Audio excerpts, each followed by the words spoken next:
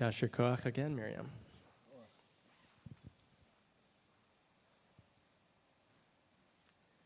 Shana Tova. As I've now said a few times, this Rosh Hashanah marks the 10th time that I have addressed you at these Brooklyn Jews services with a Shana Tova. And those of you who come to these services know that I love this thing that we've built together. First in Prospect Park, then in a church, then in a mall, then by Zoom, and now here. I love schmoozing as you walk in and seeing the faces of people whose life cycle rituals I've performed. I love making you laugh and hopefully saying something that moves you from time to time. And this year, I wasn't really sure how this was all going to feel. This year, the preparations for these days were not merely putting the service together and coming up with some new exegesis of Torah portion. This year, I had to contend with all that this past year was and wasn't, with the anniversary of October 7th falling right in between our holidays. In the lead up to these days, I wondered, what could I say that would make any sense of any of it, that would be true but not trite, clever but not funny, timeless but addressing the moment, and, with a little luck, not in any way controversial. I'm not convinced this sermon will achieve all of that, but I am grateful to you, genuinely, for being here, as you always are. The Hebrew phrase on the front of your program says, Eini Yodea, which literally means I don't know. Talmudically, these words imply humility, which is, I suppose, as good a place to start as any other. It bears no explanation that this year was agonizing. Since last Rosh Hashanah, we have witnessed extraordinary suffering, an unconscionable attack against 1,200 Israelis, and a war that has claimed the lives of over 41,000 Palestinians, numbers that are impossible to comprehend. Today, hostages are languishing in tunnels, and mothers and children in Gaza are desperate for a moment's rest or safety. That is now also true in Lebanon. And just days ago, Iran fired rockets at Israel, which we worry will portend a regional war. This week, the NGO Omdim B'Yachad put it perfectly. They wrote, "The only thing that we know for certain is that in the end there will be a ceasefire. In the end there will be diplomatic agreements. What we don't know yet is how many people will be killed and how many entire worlds will be destroyed along the way." Apart from that, it may seem, what is there left to say? For some of us, the urgency of this political moment has required us to set aside any complicated feelings we might have and state clearly that we stand with one side or the other. For others, we've been unable to say anything, tongue-tied by an alphabet of competing values within us. One group says, what difference does it make if we feel torn up about finding the right words when innocent children are getting killed every day, or when mass murderers attacked a music festival? The other says, no words exist to describe the trauma of this time. I have been in both of these positions in the last year, and my guess is that some of you have as well. Maybe you've inhabited both places or just one, but chances are in this very room, you are entering a new year alongside people who have not only been in these positions, but also might believe things that are anathema to one another. At the risk of oversharing or centering myself at this moment, I want to pull back the curtain and be really honest with you. I want to share personally far more than I usually feel comfortable doing. But what all of this has felt like to me as a rabbi, hoping that there is some wisdom or at least some truth in what I have to say. On the morning of October 7th, I woke up to the push notifications about the attacks on Israel. I went to shul where the congregants sort of knew and sort of didn't, the magnitude of loss yet unclear. Some were crying. Many more were in the back checking their phones. I was grateful that I wasn't on the bima, and I couldn't tell what the rabbi and cantor knew as minute-by-minute updates emerged while they were leading the service. Suddenly, the congregation rose for Hatikva. I sang along, ambivalently but earnestly, and I cried, singing familiar lyrics about 2,000 years of hoping cast against new contours of despair that were taking shape in real time. Later that day, I hosted dozens of close friends at my home after planning for weeks that we'd all go together to Grand Army Plaza to celebrate Simchat Torah that night. But when it became clear that the Simchat Torah event would become a vigil for Israelis, those who chose to do anything after dinner went to an alternative gathering to mourn Israeli and Palestinian losses billed as a resistance to Israeli apartheid across the street at the library. Each place is where I felt that I belonged. I passed in between both a few times, navigating a geography of anguish. Crossing Flatbush felt like crossing an ocean or double-crossing the people whom I loved on either side of it. And all of that was just October 7th. In the days and weeks that followed, when people would ask how I was feeling as a rabbi, I found myself saying again and again that my job was simply to hold people together. But that was never going to happen. The two sides of Flatbush became 6 sides of a Rubik's Cube that I had no hope of solving. When different people in my congregation, my community, and my family seemed to hold such radically different views from one another, you can imagine that it was excruciating. In those days, I tried to focus on what shared experience people might have had: grief, anger, fear. My sermons focused on the pastoral need we all had collectively to mourn, which famously looks different for different people. To the extent that my drashes and public comments were political, they pleaded for restraint, recognizing that no war would ever revive the people who died that day, giving ourselves a chance to breathe and recalibrate, praying that our people's trauma would not unleash the darkest possible acts against another. I had no idea how to lead. I was in mourning too, for a dream of coexistence that felt like it had been shattered, for the very real people who had died, some of whom were related to those whom I loved and served as a rabbi. Concerned about what would happen next, feeling totally powerless despite the fact that everyone I knew seemed to think that I could explain it. But I just didn't know what to say. As a rabbi, there is a unique sense of pain when you don't know an answer, all the more so when you don't know how to lead your people. In the very first pages of the Talmud, there is a famous debate about when to say the Shema in the evening.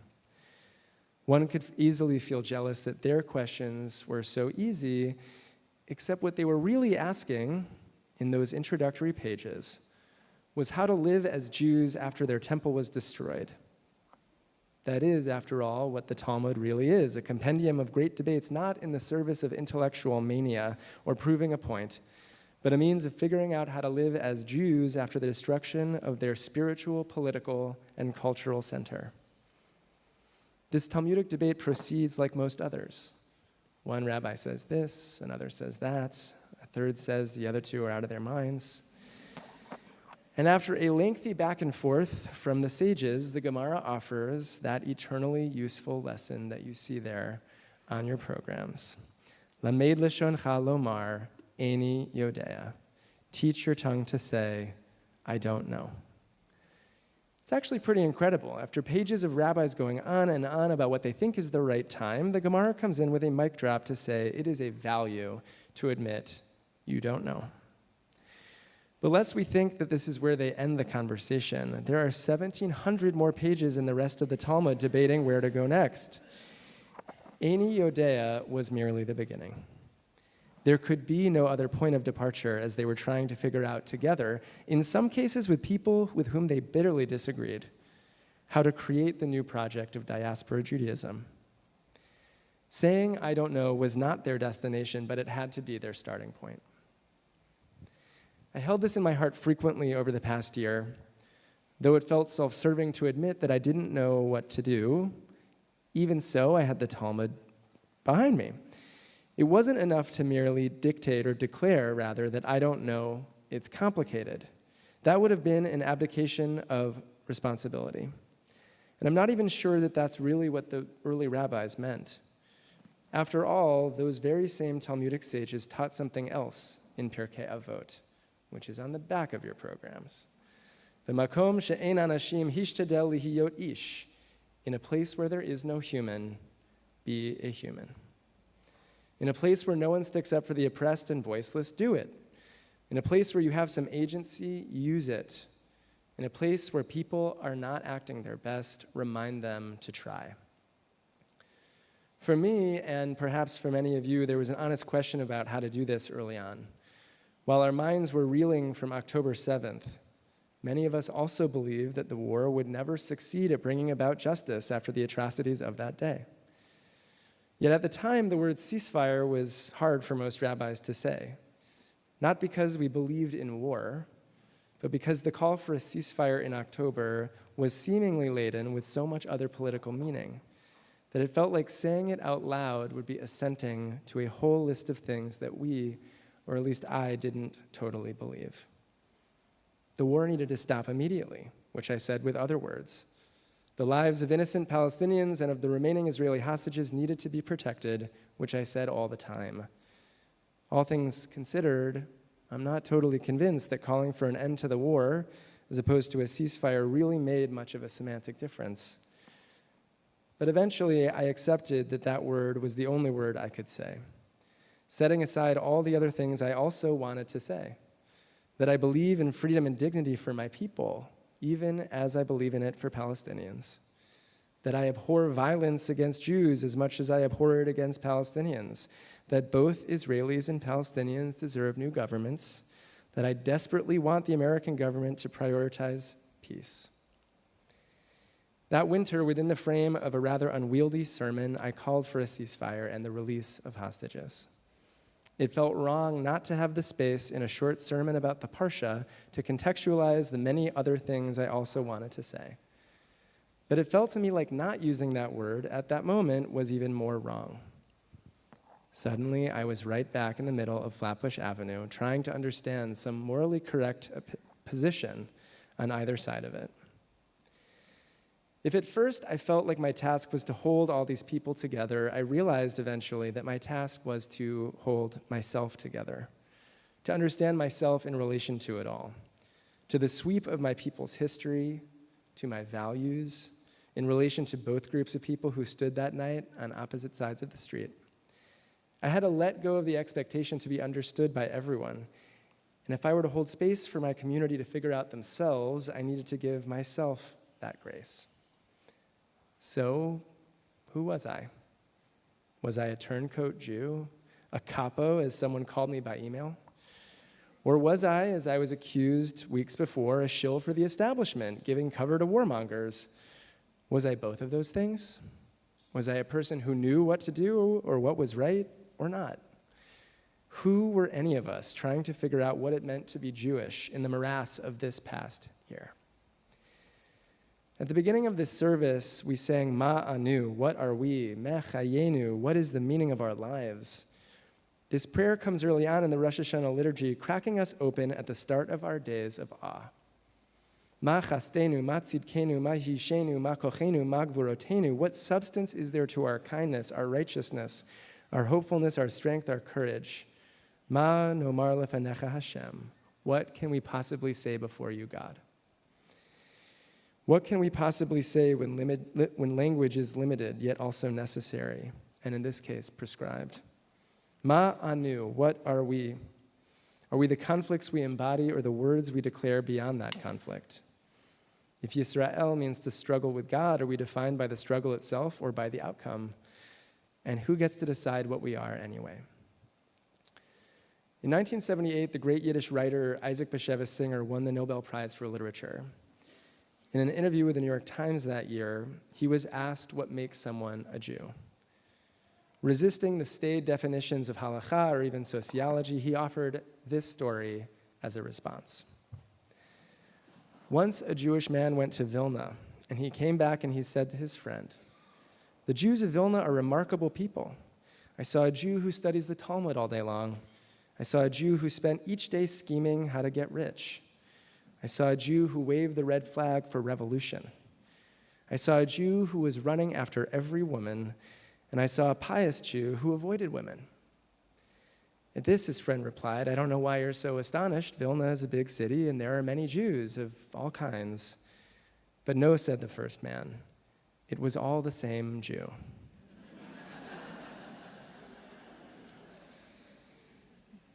Inside many of us, inside all of us, there are countless versions of ourselves, which is not unique to being Jewish. But our rabbinic textual heritage and our cultural patrimony demand that we resist reducing our identities to one simple thing. That old cliche about 2 Jews and 3 opinions is less the butt of a joke and more a diaspora necessity, as we struggle to figure it out again and again and again. We are always more defined by the complexity of our interior lives than by whatever philosophical stance we take at any moment. The future and the present of Jewish life requires that we celebrate the complexity of being ourselves, our full selves, beyond slogans or political categories.